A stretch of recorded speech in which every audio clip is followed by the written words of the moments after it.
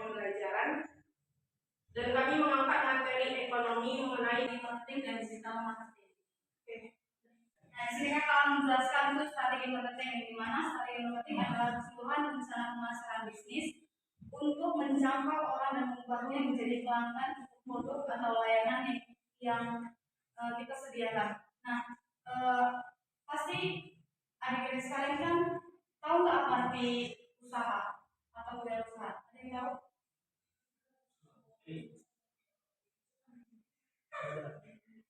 Kiranya lah ini usaha ini apa namanya dulu kalau jadi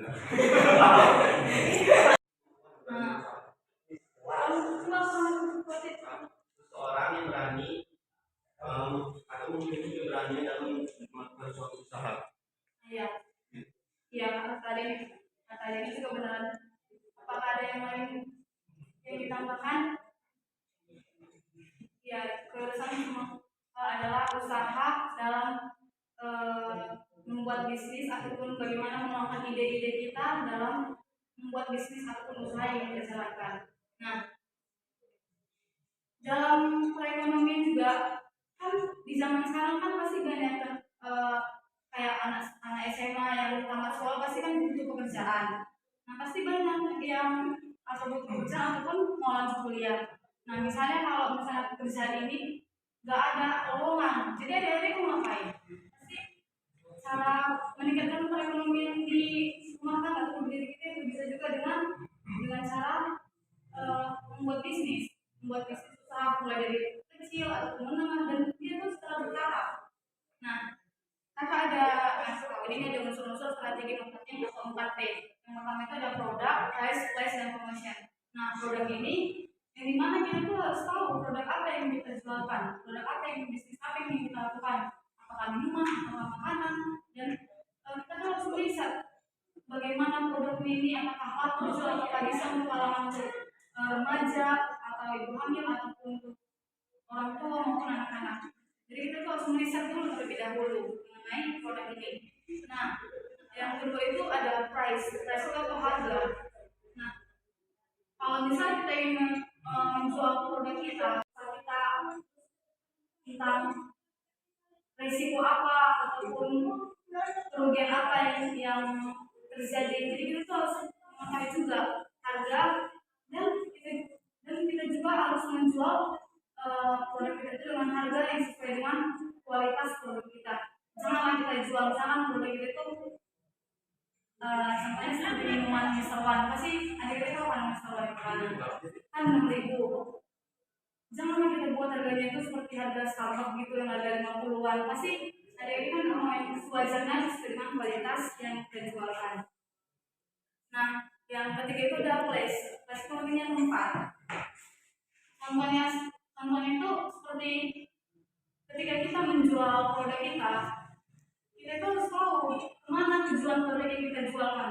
Apakah ke tempat yang kan nggak mungkin kita jual produk kita ini ke tempat yang sepi. Contohnya itu seperti di mana ya? Nah, contohnya misalnya kan kita jual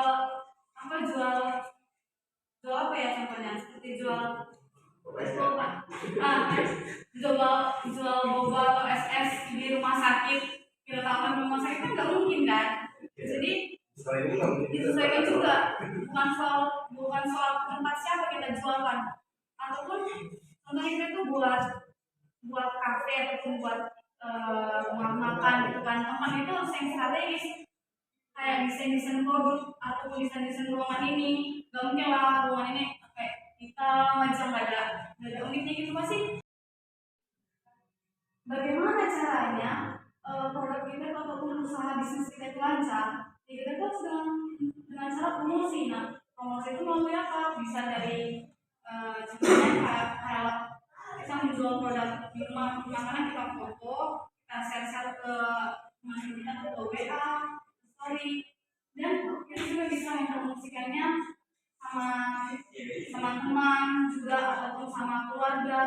Nah, jadi promosi juga bisa dilakukan dengan brosur. Kalau misalnya ada produk kita di sebelah brosur itu kan. Nah, jadi itu juga bisa termasuk promosi. Nah, dari slide yang kakak jelaskan strategi marketing, apakah ada dari membuat sebuah produk itu unggul di mata konsumen? Ada beberapa tahap yang itu riset. Dari kalian ada nggak sih yang tahu apa itu riset? Ya, mencari tahu. Benar, selain mencari tahu, ya mendalam, ya benar, mencari tahu dan mendalam. Nah, di sini riset pasar itu seperti sama kayak dibilang Kak Delvia tadi, kita harus meriset pasar itu gimana, apakah membawa keuntungan atau kerugian. Nah, yang kedua itu poinnya brainstorming. Tahu nggak siapa artinya? Kayak pendapat gitu. Kita harus apa ya? Bisa dibilang brainstorming ini kayak diskusi gitu. Kita mengumpulkan beberapa orang yang memiliki kemampuan, terus kita sharing ke dia, produk ini bagus nggak, di sini produk ini bagus nggak, layak nggak, gitu. Itu maksud dari brainstorming. Nah, yang ketiga itu menentukan tujuan dan batasan produk. Seperti apa ya? Seperti kalau misalkan kita membuka jualan gitu ya, membuka apa sih tujuan dari penjualan kita itu? Tujuannya mencari keuntungan, karena itu dia mencari menentukan tujuan-tujuan yang terutama itu keuntungannya. Nah, yang keempat itu menggambarkan produk. Menggambarkan produk ini sama seperti mendesainnya. Itu bisa kita lakukan di beberapa aplikasi. Kan sekarang udah digitalnya, udah banyak aplikasi-aplikasi yang memfasilitasi kita untuk berkarya. Salah satunya ada nggak yang tahu?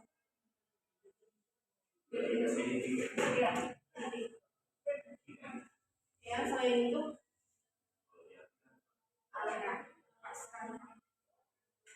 nah, kita dapat menggambarkan produk itu dari Canva. Banyak contoh-contoh produknya kan di situ. Next, yang kelima itu review produk.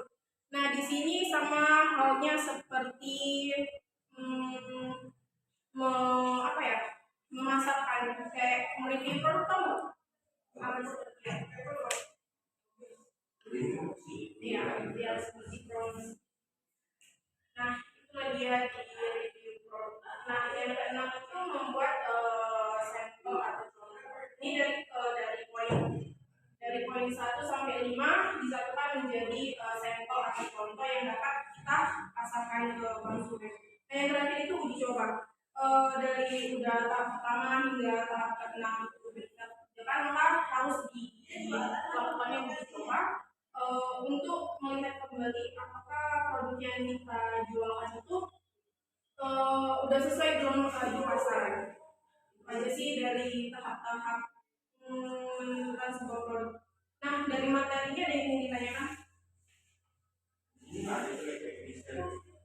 Produknya ini kan berdasarkan dari setiap daya beli masyarakat itu berbeda-beda. Nah, itu dia, kita meriset gitu. Misalkan apa ya? Misalkan kan tadi tuh di rumah sakit gitu kan, kita meriset cocok nggak kita misalkan ngejual boba di situ? Enggak kan? Nah, seperti itulah riset. Kita harus mencari tahu apakah produk kita cocok dipasarkan di tempat itu atau tidak. Ada lagi? Ya, next. Berikutnya itu rancangan desain.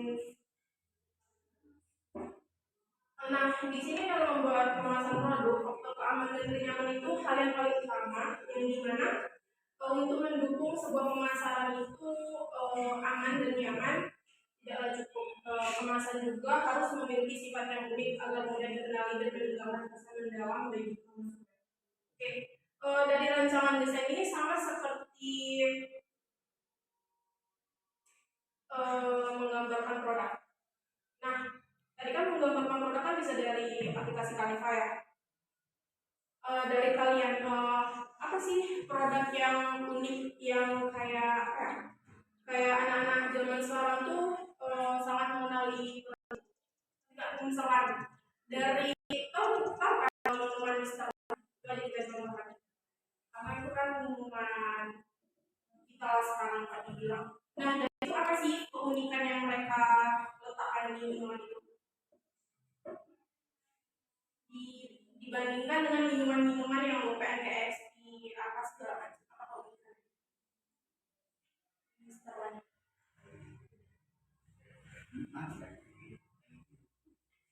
Selain rasa variasinya seperti kan banyak menunya, saya punya menunya ada di kota lain. ya nah sih tapi Mister Wan apa ya ini boba sama Mister Wan beda ya? Nah di Mister Wan itu yang menjadi keunikannya itu kata-katanya kata-katanya. Coba kalau misalkan kita beli minuman boba pasti ada kata-katanya kayak cuman logo baru rasa itu aja. Nah itu yang menjadi apa nih? Ada juga di boba apa itu? Mereka berbeli guys, kata-katanya kamu tahu kan harus buang aku gimana kayak untuk mantan gitu. Pokoknya ada kata-katanya. Nah, ya selain boba misalnya sama kenangan. Mereka apa ya dengan zaman yang sekarang kan kalau ada kembali sekarang galau-galau. Jadi mereka memanfaatkan kata-kata itu untuk keunikan produk mereka masing-masing. Nah dari sini ada yang ingin ditanyakan? Belum ada. Baik, di sini apakah akan menjelaskan tentang proses packaging dalam memasarkan produk. Nah, dalam proses packaging produk seperti apa yang akan kita pasarkan, seperti apa yang kita pasarkan kepada konsumen. Nah, yaitu dengan yang pertama itu adalah jenis warna dasar. Nah, di mana jenis warna dasar ini kita terus mengetahui produk yang kita jual ini seperti apa. Nah, dalam pemasaran produk itu kita tuh harus tahu warna apa yang cocok untuk produk tersebut. Contohnya itu seperti kita itu ingin menjual produk kemasan gitu yang isinya itu minuman itu seperti minuman entah minuman apapun itu kan kemasannya kan kita kan harus menyesuaikan juga warnanya. Contohnya itu kayak kalau warnanya hitam aja semua kan nggak ada unsur keunikan gitu, jadi kan para konsumen kan kalau para pembeli kan nggak tertarik dengan minuman tersebut kan pasti dari tariknya kurang. Jadi contohnya kalau misalnya kita yang menjual produk, nah kalau kita menjual produk minuman ini, kalau kita tengok kan jelek kali ya apanya, nggak ada daya tariknya gitu. Tapi coba aja dari segi kemasan yang warnanya cantik kayak bervariasi, nggak monoton gitu warnanya gelap-gelap semua, kayak nggak ada bercampuran gitu, kan pasti nggak cantik kan, nggak sesuai. Nah tapi dalam pemilihan jenis warna ini kita nggak perlu ada yang saking monoton kali membosankan, tapi jangan buat warna yang ngejreng kali kayak kalau lebay kali gitu kan buat warna kayak itu kan mengurangi rasanya juga. Ada yang pernah beli minuman kayak gitu yang monoton terlalu lebay kali ngejreng produknya sampai sini nggak ada ya. Nah yang kedua itu memiliki ciri khas tersendiri. Yang dimana kalau memiliki ciri khas tersendiri itu ya, contohnya kita jual produk minuman pasti kan beda. Pasti teman-teman udah pernah ngerasain Cetime, produk Starbucks sama Mister Wan. Pasti dari antara tiga ini memiliki ciri khas tersendiri kan? Coba dari kalian apa nggak ciri khas tersendiri itu yang dari mana ya coba?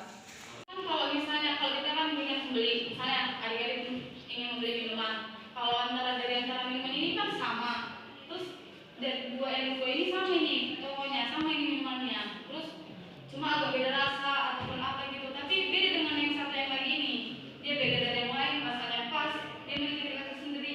Pasti adik-adik pasti milih yang toko yang sebelah sini kan.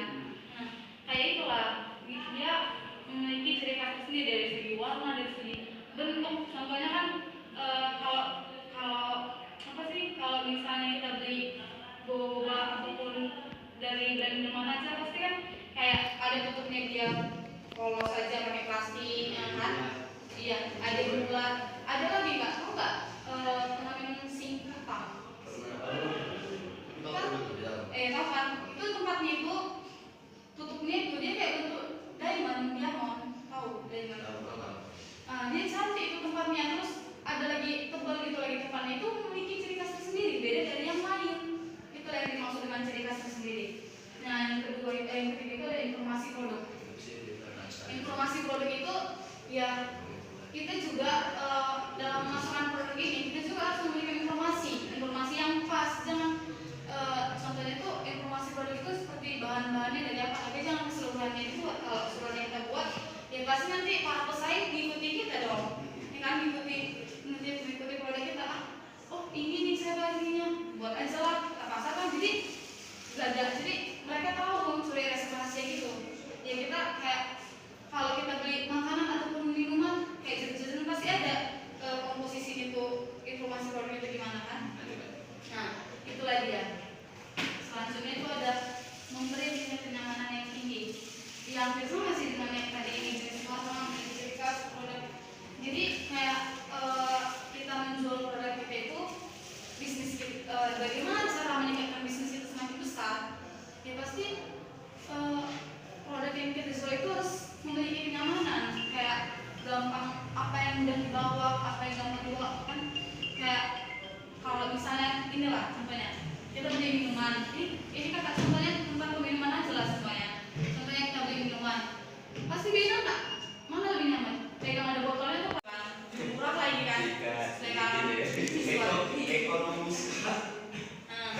Lebih ekonomis lagi itu lah memang. Tapi kalau soal tingkat kenyamanan, ya pasti yang megang ada botolnya, karena kalau kita pergi kemana-mana aja lebih mudah diletakkan, lebih kayak bebas aja gitu, dan pasti harganya pun beda dengan yang di botol sama yang di plastik. Makanya itu harganya pun beda juga. Nah yang ke berapa saya ada? 7. Dari adik-adik ada yang bertanya.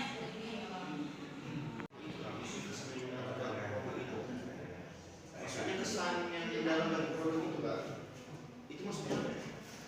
Kan kalau yang kesan dalam dari produk itu dia memberi kesan yang lebih positif gitu, memberi kesan yang lebih positif itu kan banyak, bisa berbagai banyak cara gitu, nggak harus dari produknya aja gitu, misalnya kemasannya aja gitu, maksudnya gitu.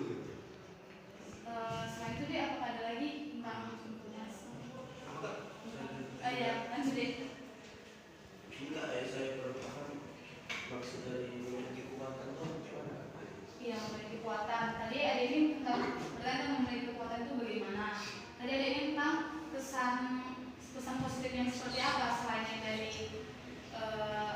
Packagingnya aja, dari packagingnya aja, dan cara informasi produknya gitu. dan cara informasi produknya itu kayak nggak itu agar melekat di hati kita itu, yaitu dengan cara dari segi desain produk, dari segi rasa, dari segi cara kita mempromosi, cara kita mendekatkan semuanya kan kita menjual produk kita. Nah kita tuh menjual produk kita bagaimana cara kita itu dekat sama konsumen kita itu. Nah contohnya kan kayak kita harus ramah, harus kan mungkin kita jual mau beli apa, inilah beli lah gitu kan, nggak boleh memaksa kan. Nah kita tuh juga harus bisa ramah, senyum terus.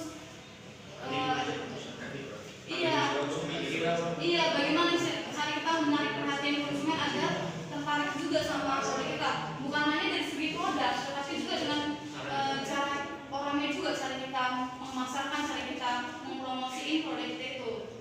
Nah itu, nah yang tadi ada ini, tadi namanya siapa?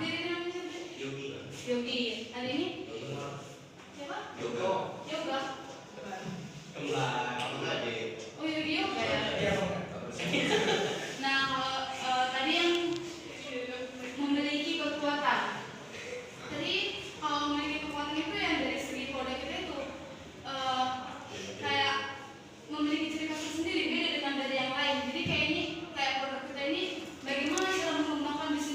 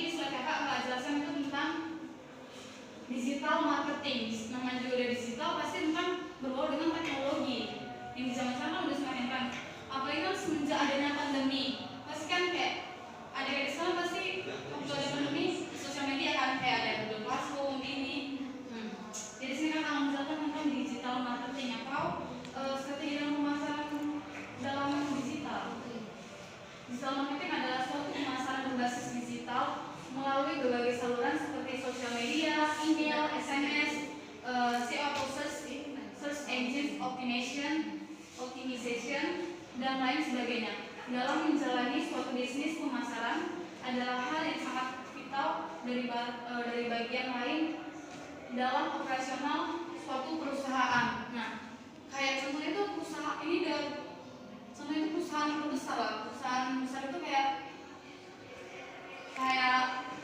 perusahaan terbesar kayak Starbucks lah. Starbucks kan besar itu kan, dengan Starbucks punya nama, terus dia jual apa? Tempatnya itu pasti tempatnya di mall gitu kan, ada yang di strategis tempat dari segi tempat, dari segi produknya, rasa, kualitasnya semua bagus. Dan perusahaan itu pun, perusahaan Starbucks ini juga udah semakin besar, terkenal. Jadi nah, bagaimana mereka cara meningkatkan perusahaan mereka itu menjadi besar?